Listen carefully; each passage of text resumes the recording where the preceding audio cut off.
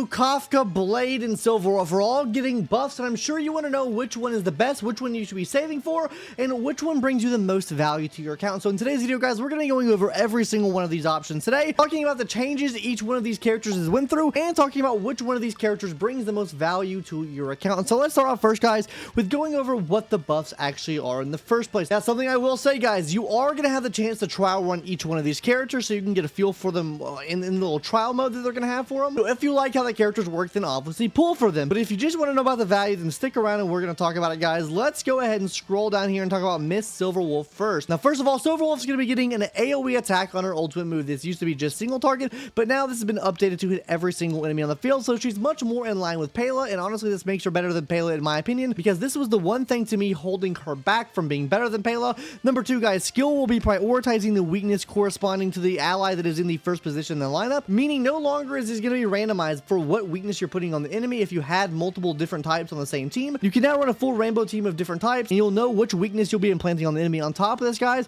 you're going to be increasing the all-type res pin that this move does as well, so that's also going to be really good. And then finally, guys, at the start of the battle, Silver Wolf will be getting 20 energy immediately. Now, honestly, this is not the biggest thing in the world. The biggest thing are these two things right here. Kind of wish the skill was also AoE, but I guess you can't have it all. The ult being AoE is honestly good enough for me. Now, hopping into what Blade's going to be doing, guys. First of all, you're going to be changing the way he's doing damage, so instead of scaling off of attack and the amount of HP he's lost, he's going to be scaling off of his max HP, which is absolutely massive. This is going to make him tremendously better in terms of the damage he's able to. On top of this, guys, whenever he's receiving healing, this will be counted towards the accumulated HP loss for his ultimate, so that makes his ultimate move pack that much more of a punch. And to be completely honest with you guys, he was already pretty decent when Hyacinth got released, so this just makes him that much better. Now, hopping into the second thing, the follow-up that he's going to be doing from his talent move will be giving him energy, which is great. And then finally, guys, after using a skill, he will be increasing his aggro chance. So the aggro rate on him will be increased, meaning he has a chance to be intact even more.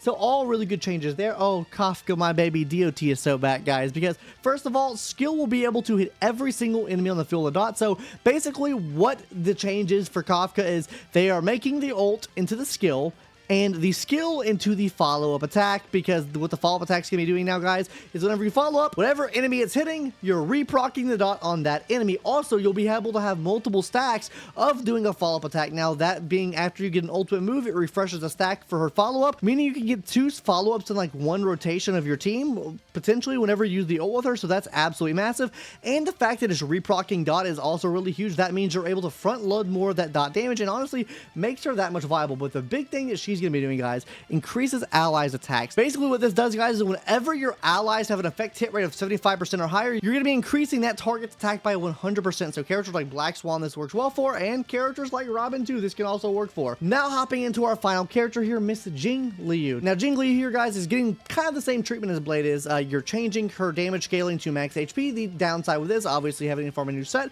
We'll talk more about the pros and cons when we do our actual tier list rating later in the video for who you should be pulling for, but just know she scales off of max HP. Now, secondly, guys, whenever your teammate's HP is reduced, Jingliu's crit damage increases, and she also gets additional stacks to be in her transcended state. So, guys, you'll be getting a lot of crit damage here, and then also you can play really well with characters like Hyacinth and her signature light cone, because her signature light cone removes HP, and you'll also be removing HP with Jingliu herself. So, there's no telling how many stacks you can get, and you can maybe make it endless of like never leaving her transcendent state, potentially, depending on the team you have her on. So, that's really cool to see there. Maybe run her on a casterist team. I don't know how that would work, but maybe the 7 DPS there, I don't know, could work, right? And then finally, guys, after entering her Honkai state, our max SSG limit will be increased, and she'll get one extra stack. So that means whenever you actually go into her transcendent state, instead of normally having to use the ult to max out, this will already give you 3 stacks of SSG immediately. Then you can use the ult to get an additional stack there. That means she'll be at max of 4 stacks, meaning you're in this for at least 4 of her turns. And on top of this, guys, when you're at 4 stacks, you will be ignoring 25% of the enemy's defense. This is very, very situational. You need to be at 4 stacks for this to activate. This can play really well into what her talent's going to be doing now, so that's going to be good there as well. They're also going to be changing eidolons for some of these characters as well, like her E1, E4, and E6, Sword Champion, Death Realm,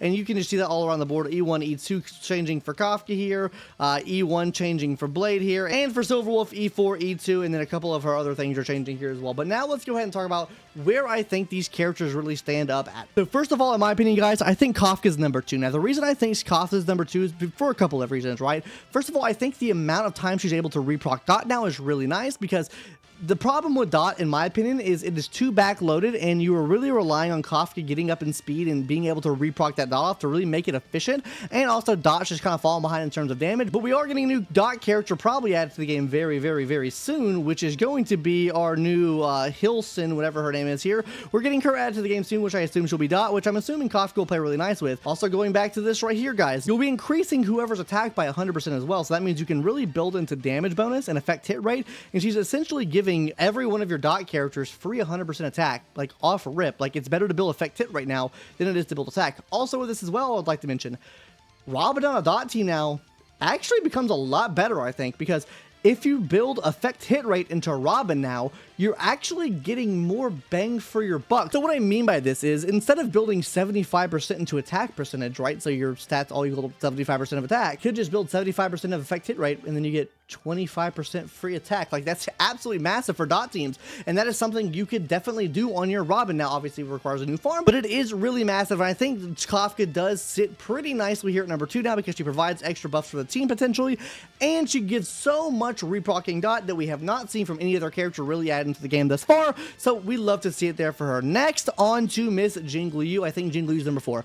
You guys are gonna hate me for this one, okay? You guys are absolutely gonna hate me. Now, the reason I put her at number 4 is, at the end of the day, she is still a main DPS, in my opinion.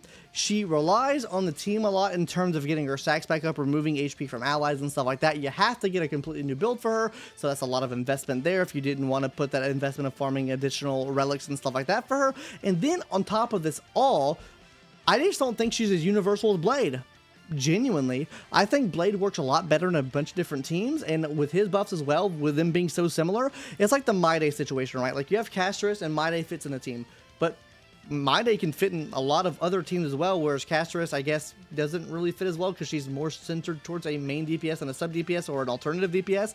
So for that matter, I am going to be putting Miss Jingliu down here, guys. Like I said, I think all of these things are great, but her third buff here is really situational and having 4 stacks to get the 25% defense down. Her crit damage is nice, but you're also going to be relying on removing your teammates' HP and stuff like that as well. So all in all, I think it's like probably the worst of the bunch here because I think it's going to be power crept the easiest. Now let's talk about Mr. Blade. Yes, Blade's going to be number 3 for me, guys. I think he fits in really nicely already with Hyacinth, but with this buff, he goes even further beyond that.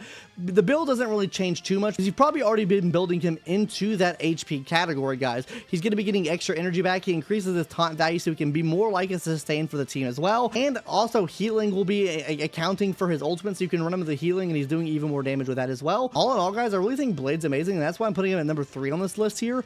He just really pops off and can work in most teams. He can eat your garbage relics or HP relics or whatever you have, right? And then he can just work on the team as a pseudo sustain on that team, in my opinion. Now, finally, on to Miss Silverwolf. Guys, I think Silverwolf is probably by far getting the best buff in the game, hands down. Genuinely, I think this buff is so good. She is sitting at tier 2 right now on the tier list. Now, that's probably nothing to really go off of her, but genuinely, guys, I think she is honestly going from tier 2 probably up to tier 0.5 or tier 0.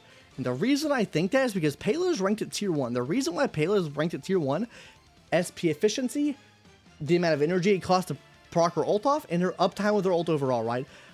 You can have very similar results with Silverwolf, but the problem with Silverwolf is that her ult's single target. The one thing to me that makes Payla better, Payla has AoE ult that has the same defense shred as what Silverwolf has, and all of our content's basically AoE anyway, so for me, this automatically puts her ahead, because now Silverwolf is going to be doing what Payla can do, but so much better, because you have to think, guys, every single time you use a basic attack on the enemy, you are literally going to be putting a bug on the enemy, so you're either going to be decreasing their speed, decreasing their attack, or decreasing their defense, which can also stack with the defense shred from her move as well. You're also getting extra res pin from the skill. You remove the RNG from the skill, meaning every combat situation should work in your favor. You're getting additional all-type res pin right here whenever 3 or more debuffs are on the enemy. Like, this is absolutely amazing. Like, this is super, super huge. Not to mention some of the other changes that are going to be coming to like her talents and stuff like that as well that they didn't really release. So hell, she could even be getting stronger bugs and stuff like that too. We don't know. But that for me puts her at number 1. So guys, this is my pull priority right here. Silverwolf, Kafka, Blade, and Jingliu. Now obviously guys, pull the character that makes the most sense for your account, right? Like, I don't think Jingliu is probably the best pull for your account. I know she's getting a rerun. If I were to say with the characters getting a rerun, I think we're getting a rerun of Blade and also Jingliu. I think Blade is a little bit better for your account in terms of those reruns. I think you probably should say for Kafka, or if you have Dot built up on your account and you plan on pulling for the new physical and Hildy character, I think saving up for Kafka could be really good. She'll probably get reran with the new character coming out, the new Hildy character coming out. And then Silverwolf, all around really good and probably works in most situations. Honestly, Payla is really universal because of what she can do. I think Silverwolf will also fit that niche and just go even further beyond that. So guys, let me know your thoughts in the comment section down below on who are you pulling? Who do you think's the best? Because I would love to hear it. Anyways, guys, that's going to do it for today's video. Are you excited for these buffs? Do you even have any of these characters on your account already, or are you just wanting to pull? Anyways, guys, that's going to do it for today's video. Hopefully you enjoyed, and I'll see you in the next one, guys. Later, bye-bye.